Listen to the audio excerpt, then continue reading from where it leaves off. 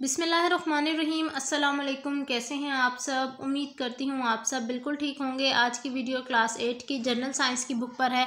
और बच्चों, आज की वीडियो में हम आपके साथ unit number 2 human nervous system, इसका जो ये टॉपिक नंबर 1 है न्यूरॉन, इसको आज हम थोड़ा सा डिस्कस करेंगे। तो आपने जो है चैनल को सब्सक्राइब कर लेना है, वीडियो अच्छी लगे तो लाइक करना और साथ ही इसको शेयर करना तो बिल्कुल नहीं भूलना। चलिए बच्चों, सब पेज नंबर 22 को ओपन कर लें। स्टार्ट करते हैं रीडिंग।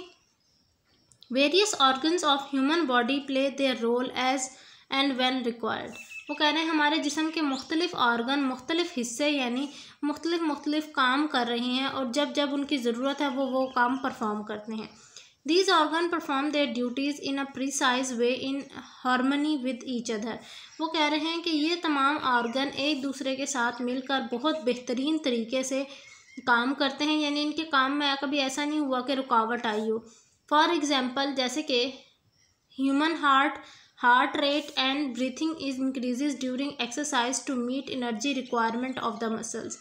मिसाल उन्होंने दी है, जैसे दिल की धड़कन और हमारी सांस जो है ना वो तेज़ी से उसका आमदो रफ्त होना शुरू हो जाता है किस टाइम पर, जब हम एक्सरसाइज कर रहे होते हैं। किस लिए तेज़ी से वो हार्ट बीट करता है और ब्रीथिंग, हमारे सांस लेने का अमल क्यों तेज़ हो जाता है? ताकि मसल्स को ताकत फ्राहम की जा सके। However, organs can't work properly by themselves. लेकिन हम ये नहीं कह सकते कि जितने भी जिस्म के अज़ा हैं ये खुद ब खुद बड़े बेहतरीन तरीके से काम कर रहे हैं। They require some signals for proper functioning. उन्हें एक प्रॉपर जो है ना एक रास्ते पे चलने के लिए भी उन्हें किसी सिग्नल की ज़रूरत पड़ती है। Therefore, nervous system coordinates and regulates all body functions. इसीलिए अब हम ये ज़रूर कह सकते हैं कि जो नर्वस हमारा सिस्टम, जो न्यूरॉन्स वाला सिस्टम है, ये सारा सिस्टम जो है ना मिलकर हमारे ऑर्गन्स को काम करने पर प्रॉपर मजबूर करता है या उसको हेल्प आउट करता है। यानी ये कह लें कि मैसेज फराहम करता है हर ऑर्गन को कि वो ये काम करे। अब पढ़ लेते हैं नर्वस सिस्टम का पहला हिस्सा जो कि है neuron. Nervous system is made up of cells called neuron. Nervous system के जो है ना वो छोटे छोटे खुलियों यानी सेल से मिलकर बना हुआ है, जिन्हें हम न्यूरॉन्स कहते हैं। Neuron conduct messages in the form of electrical signal called nerve impulse. अब ये जो न्यूरॉन्स हैं ये मुख्तलिफ हमारे जिस्म के अज़ा तक मैसेज पहुँचाते हैं और उस मैसेज को साइंस की ज़बान में नर्व इम्पल्स कहा जाता है। न्यूरॉन्स के आगे फर्दर कुछ हिस्से हैं, ये स्ट्रक्चर भी बना हुआ है बच्चों न्यूरॉन्स का। ये पूरा जो स्ट्रक्चर मैं आपको दिखा रही हूँ ये न्यूरॉन का है। पहले हिस्से का नाम है डेंड्रॉइड्स। डेंड्रॉइड्स क्या है? ये वाले कॉर्नर्स, ये वाले एरियाज। ये अब डेंड्रॉइड्स के बारे में क्या कहा गया? Dendrites are fibers of neurons which transmit nerve impulse to the cell body.